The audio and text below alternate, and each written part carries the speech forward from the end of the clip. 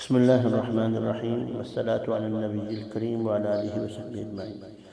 قرآن پاک میں ہے اجعلوا بیوتکم قبلۃ واقیموا الصلاۃ۔ یہ آیت ہے، ترجمہ اس کا یہ بنتا ہے اپنے گھروں کو نماز کی جگہ بنا لو اور نماز کے پابند رہو۔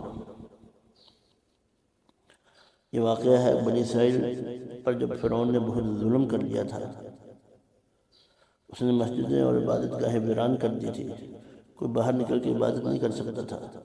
اب حکم یہ دیا گیا کہ اب نمازوں کا مکانوں کا رخ عبادت کی طرح بناؤ، نماز ترک نہ کرو، صبر کے ساتھ جمع رہو تو اللہ تم کو ظالم کے شر سے نجات دے گا۔ تو نمازوں کا اہتمام کرنے پر اللہ نے فرعون کے شر سے نجات دے دی تھی بنی اسرائیل کو۔ نمازوں کا اہتمام جنت میں داخل ہونے کا ذریعہ ہے۔ فرمایا میں نے تمہاری امت پر 5 نمازیں فرض کی ہے۔ اللہ تعالیٰ فرماتے ہیں اے رسول اللہ کو اس بات کی میں نے ذمہ داری لے لی ہے کہ جو شخص اس حال میں آئے گا کہ اس نے 5 نمازوں کو ان کے وقت پر ادا کرنے کا اہتمام کیا ہوگا، اس کو جنت میں داخل کروں گا۔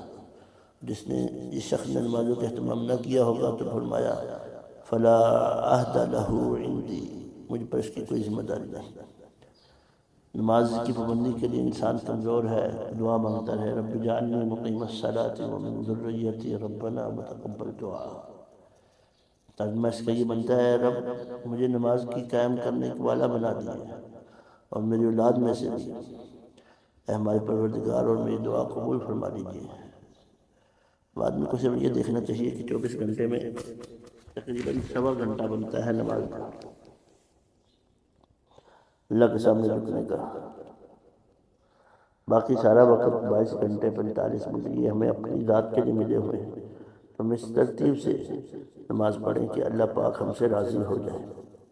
اور قرآن میں جو ہے حی علی الصلاۃ، جو اذان میں ہے حی علی الصلاۃ، تو حافظ ابن حجر عسقلانی رحمۃ اللہ علیہ فرماتے ہیں کہ مطلب ہے عجل الی الفلاح، یعنی سستی سے بچتے ہوئے جلدی کامیابی کی طرف آؤ۔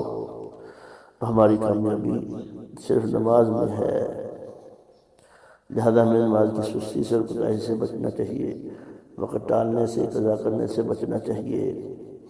جب ہم اہتمام کریں گے تو پھر ہمیں نماز پڑھنے کا اتنا شوق پیدا ہوگا کہ ہماری نماز کے بغیر کھانا اچھا نہیں لگے گا، پینا اچھا نہیں لگے گا۔